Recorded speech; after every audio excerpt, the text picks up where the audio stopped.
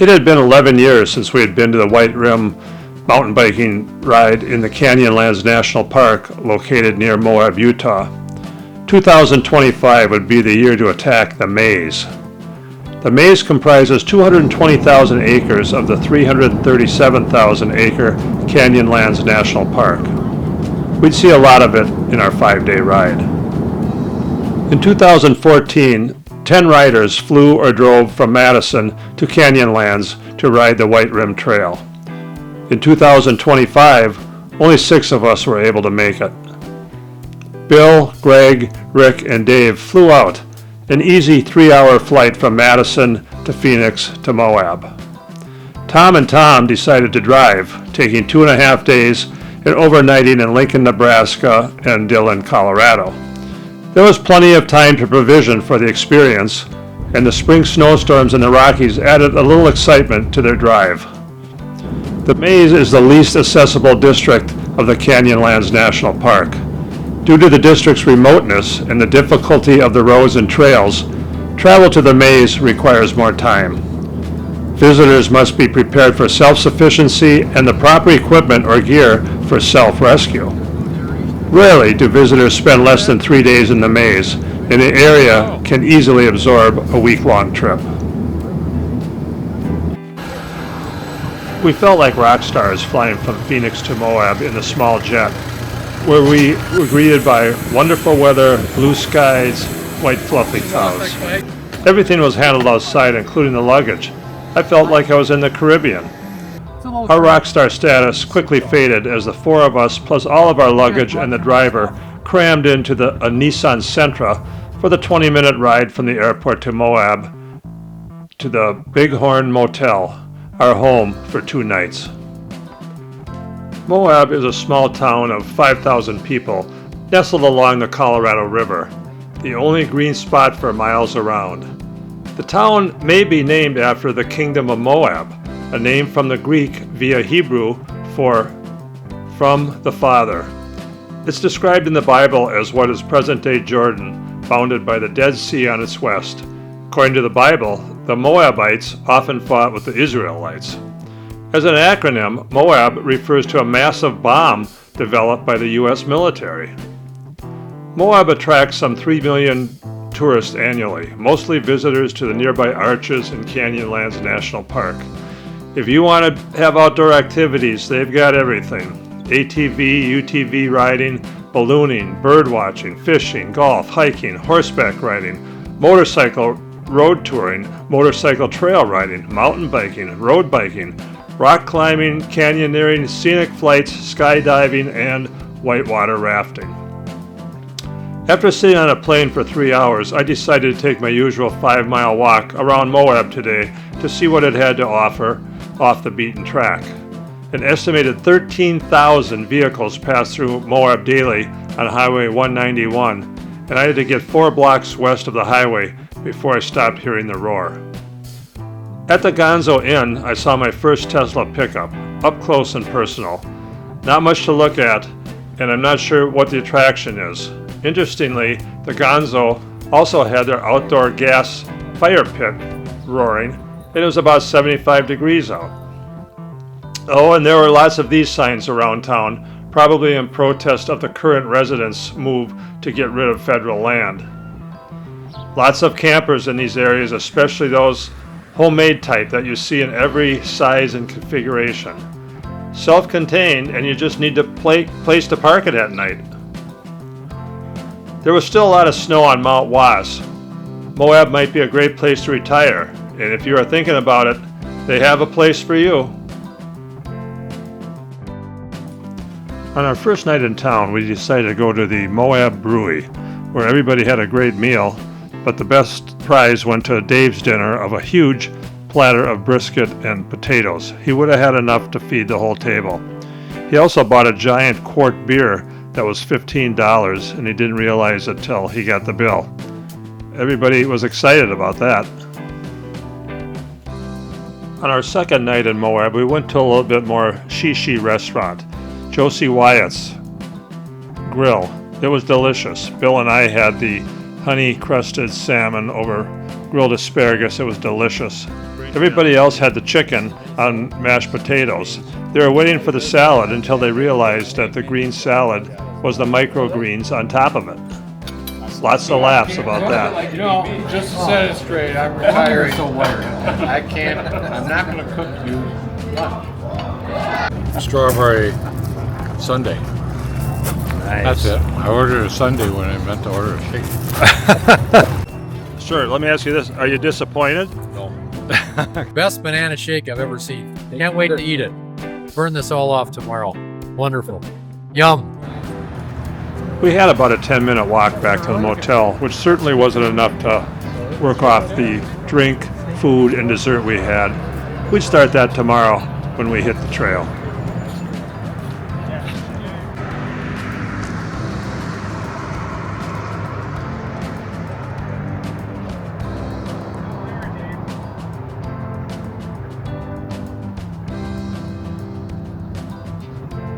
We had to be at Escape Adventures just down the block at 06:30 in the morning, so we got going early, checked out, and carried our stuff down to the trucks. Bye, Bighorn.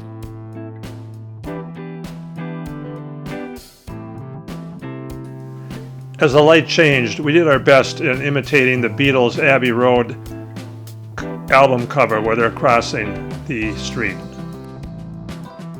Well, we're doing a portage to the bike shop. This is the start of our big adventure. Packed up, ready to go. Give her hell. We enjoy going around MOAB full in our suitcase. It's really fun. It was going to be a dusty ride for the 2.5 hours to the start of the ride, so they wanted us to switch all of our gear into their dry bags.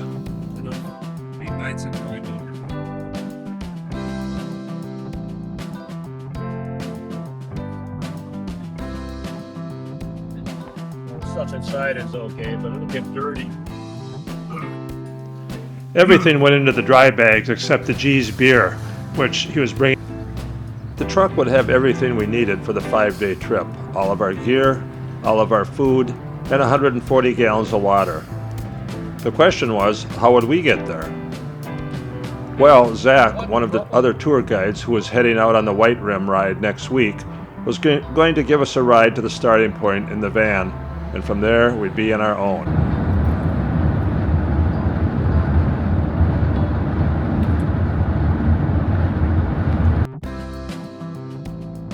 MOAB to the start of the ride was a 40-mile flight by the way the crow flies, but we had to drive it, so it was a 125-mile loop from MOAB up Highway 191 to the interstate.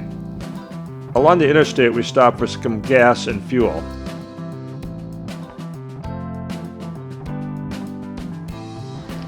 As Roy said also, this was the last time we'd be able to use a flusher for 5 days.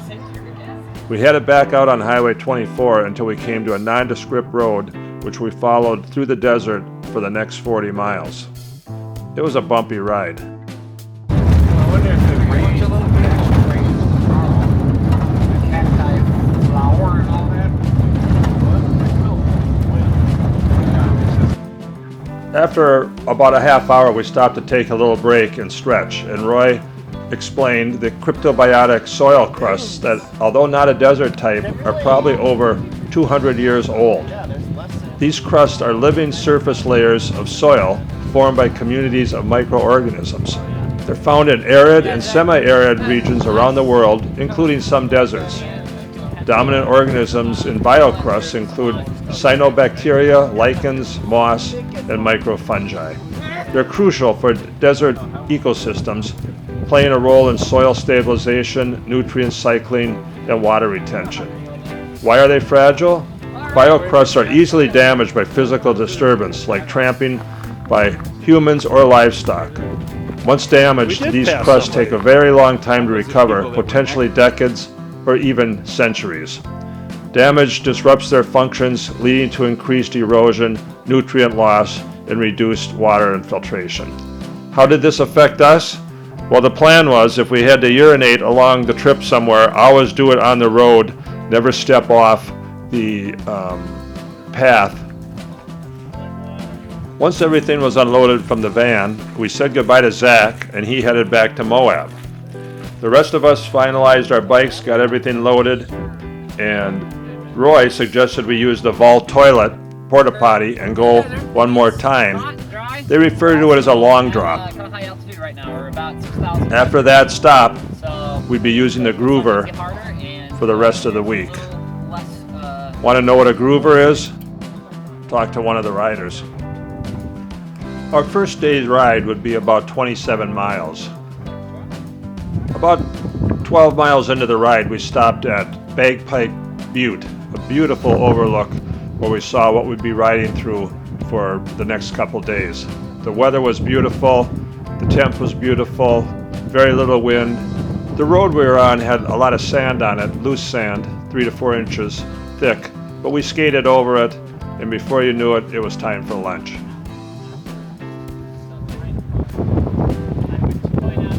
While we were busy overlooking the Bagpipe Butte vista, Roy and Austin were busy making lunch. They did a fantastic job.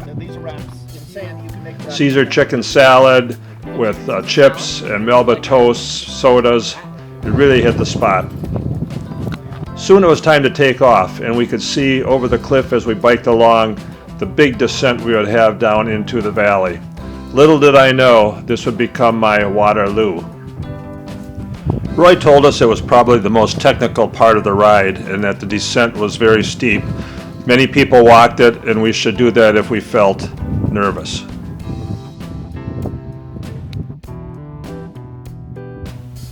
Greg and Dave were the first ones down, and here you can see Greg meandering right up to the second switchback.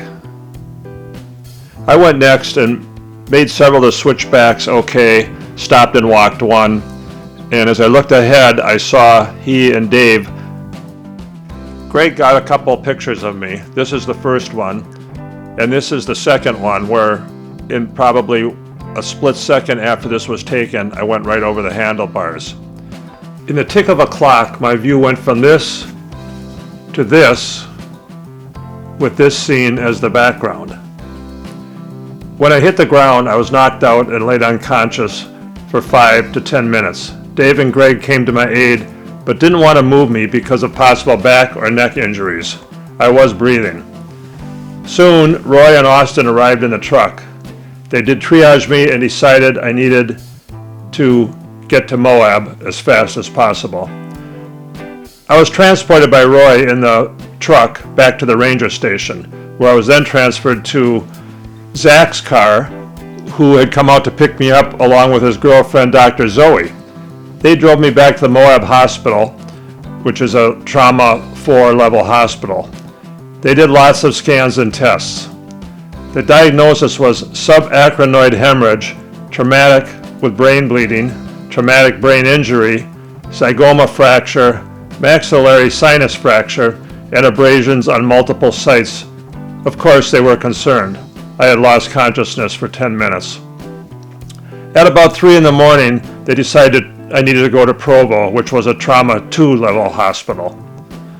The weather had turned iffy. It was raining and too windy to fly by helicopter, so they put me in an ambulance, gave me some fentanyl, and I slept for 3 hours from MOAB to Provo. At the hospital in Provo, I stayed for 24 hours of observation, with lots of doctors and specialists coming in, prodding and poking me. There wasn't much for me to do, so I took pictures of the food. I had a nice personal pan pizza that night, along with a yummy cheesecake that I doctored up with a brownie that Dr. Zoe had given me the night before. And the next morning I had a great big burrito. Soon I was discharged. I was on a plane to home to Madison, Provo to Phoenix to Madison.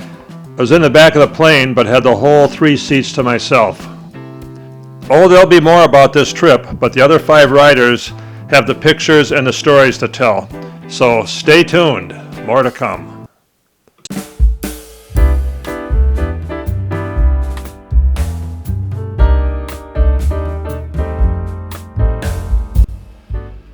The first day's ride went from Hands Flat Ranger Station to Golden Sands Campsite.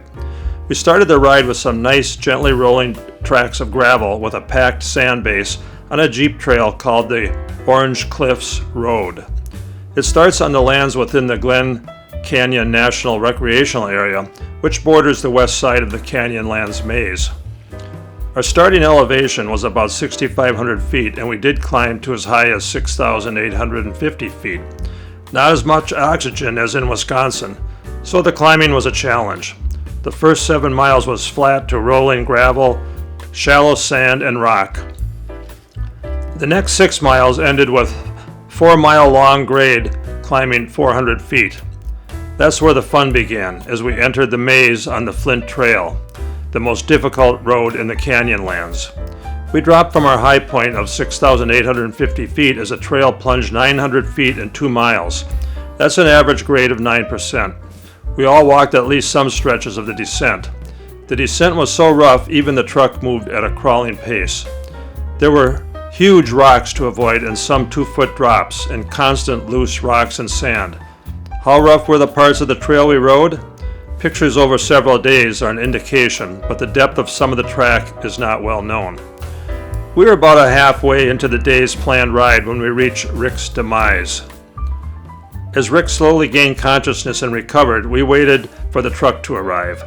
The guides monitored his slowly improving condition, and they decided he needed to be evacuated to MOAB. That meant a slow truck ride back to the start at the Hands Flat Ranger Station, just a small back country cabin. There, a van called back from MOAB, a 2-hour-plus ride, would pick Rick up. These delays led to a change in the planned route. It would be hours before the truck with all of our food, gear, and water could get back to us. Due to the time lost, they decided we would head to a closer campsite. It was clear the guides were well versed in making the changes and where to camp. If for some reason the truck didn't get back to us, we had something else to ponder. Difficult, hazardous terrain, a badly hurt rider, and dark, foreboding clouds were headed our way. At this point, we were in a bit of survival mode, best indicated by the absence of any more pictures for the rest of the day. Not long after we started riding again, the dark clouds caught us. The wind picked up. NOAA reported winds up to 20 to 25 miles per hour, with gusts reported over 40 miles per hour. And it started to spit sleet, hail, and light rain. Several of us took cover under a rock overhang. That proved some relief from the rain, but not from the wind and cold. Our riding guide caught up to us. He was never far behind, and gave us space blankets, which helped with the wind and would be lifesavers if the rain got more intense. One small group of bikers passed on their way to their camp, where we had had lunch earlier in the day. They had on raincoats, but were headed into the wind and rain. They were all we have seen except for maybe 4 or 5 jeeps and trucks along the way. When the rain let up, we continued on our ride to our campsite at the Golden Stairs, so named because sheep herders had hacked out a series of steps to go up the cliffside. There, we thought in the back of some of our minds, what if the truck didn't get back to us before nightfall? Dark clouds continued to blow all around us. Setting up tents in the wind with the threat of more rain at any time was a challenge. Much of the soil there was hardly any, made pounding in stakes difficult, so we used the ever-present rocks to hold things down. We used boulders to help hold our tents in place, but it was a battle. It was a cold, windy night that pushed the limits of our tents. Sleep was limited by constantly a flapping rainfly with short bursts of rain. Winds again reached over 40 miles per hour. The wind that afternoon and the next day made things cool and comfortable. At least one tent suffered minor damage, and rain that night was so strong it pushed the rainfly onto the porous tent fabric and leakage occurred. The first day was quite an adventure. A note about our truck. Our support truck was a 2022 F250 Power Stroke diesel with a short wheelbase. It had been rebuilt last winter with heavy-duty springs and shocks and a lift kit for more ground clearance. A short wheelbase is important in the maze to get through all the tight turns. This truck also had big oversized tires with a very soft rubber compound. When we did the white rim, we had a long wheelbase F250 with a king cab, providing room for 5 riders plus the driver. Our 2025 F250 short wheelbase this year only had room for 2 riders plus the driver. In a lot of areas, the mountain bikes were faster than the truck. The truck also had an oversized alternator to charge a big battery pack that in turn charged the 2 e-bikes' batteries. This truck's big winch was used to pull a broken down Jeep out of the trail on the second day. We woke to windy conditions, no rain, but clouds, dark clouds on the horizon. Coffee is always available at 7 a.m. and breakfast is at 8. The tour plan had been for us to hike today from the Maze Overlook Camp to Chimney Rock. It would have been a 7 to 9 mile hike down into and through the heart of the maze. Due to the problems on the first day, we camped too far away to follow that plan. Today we would bike to Chimney Rock Campground. We packed up and biked back about 5 miles on the route we rode the day before to a trail junction and then on to Chimney Rock Campground for the planned 2-night stay. The ride stayed sunny but windy and uneventful until another injury occurred. Soft sand caused a spill and a brake lever got impaled into Tommy G's right leg. The guides patched him up, but he was not able to bike the rest of the trip. The desert was about as green as it could be and the flowers were blooming, including many cactus. The last part of the ride seemed like it might never end. The guide said, "You see that spire? We just have to ride there." It wasn't clear to us which spire he was looking at. As it turns out, there were 3. The Wall, Standing Rock, and the last was Chimney Rock, the location of our campsite. It was a long day, but we were happy to be in a place where some of us found better soil to hold the tent down. The wind did blow at times during the night, and dark clouds were common, but the rain never makes it to the ground, it seems like. Chimney Rock is located in an area called Standing Rocks due to the large number of spires and scattered walls. The maze seems to have more standing rock formation and walls than our White Rim ride did, or what we have seen when riding single track closer to MOAB. Most tents were set up near the truck, closer to the coffee in the morning and closer to the Groover, our traveling seat-on-a-box toilet that afforded the user a 360-degree view. Some picked more picturesque spots. Day 3. After the coldest night of the trip, below 40, we all slept late. We woke to a clear sky, but again, more darker clouds were building. We had a great breakfast, but our food editor wasn't with us, so that limited the food pictures. We hiked today from camp with a constant view down into the maze. The pictures don't do what we saw justice. The hike had some scrambling and was about constantly up and down. 3 of us hiked about 4 miles and 1 about 6 miles before turning around. Short hikes, but some had left their tents open and the rain clouds were moving closer. The last half mile for some, it was spitting raindrops and sleet balls, but it was over quickly. Dave hiked about 8 miles. We stayed at a Chimney Rock campsite again. A couple did a 3-mile ride to a close-up views of the Wall, Standing Rock, and other nearby rock formations. Others did another short hike into the valley. We saw a lot of rain and dark clouds in the first 3 days, mostly in the afternoons. We could see the clouds coming in for hours before they were near us. Much of the rain that fell never made it to the ground, typical of Utah. We had a visit from a hiking ranger doing his rounds, walking 20 miles a day on foot and camping for several days at a time. On day 5, the ride to the height landing strip was billed as a great downhill with 1,200 feet of descent, but did have almost 100 feet of climbing. About 100 feet of climbing was in the first mile out of camp in the morning. This was a great downhill ride. It was mostly fast and fun. We started the day at about 5,600 feet of elevation, but right out of camp we had a mile-long climb. We were paralleling the Orange Cliffs. At about mile 6 we started our first big descent, 700 feet over 6 miles. That led to a 3-mile, 300-foot climb. The last descent started, and in 8 miles we dropped 1,000 feet. The height airstrip is about 300 feet above the Colorado River. Lake Powell, whose level has dropped low enough that it is just now called the Colorado River at height. Overuse of river water and a decades-long drought has drastically lowered the water levels. We rode up the sloping runway to an open-sided shed we used to get out of the sun and wait for our plane and lunch to be served. The view down the runway, the same way the plane would take off, was a bit concerning. There was a high rock wall, maybe 400 feet high, about a mile west of the runway end. While we waited for the plane and talked about the wall, a group of river rafters showed up in their vans, also waiting for a plane. We later met some of them at dinner in Moab. After what seemed like forever, the plane finally got airborne and turned south, away from the orange cliffs. The turn was a good thing because we did not get above the elevation of the cliffs for another minute or two. The flight back to Canyonlands Airport took about 30 minutes. The flight path was over much of the land we rode through and along the Colorado River that runs north of Moab. The views were great. Those of us that flew to Moab from Madison had similar views, but at a much higher elevation. The time flew by, and the flight was uneventful until our final approach. The pilot powered up and ascended for another landing attempt.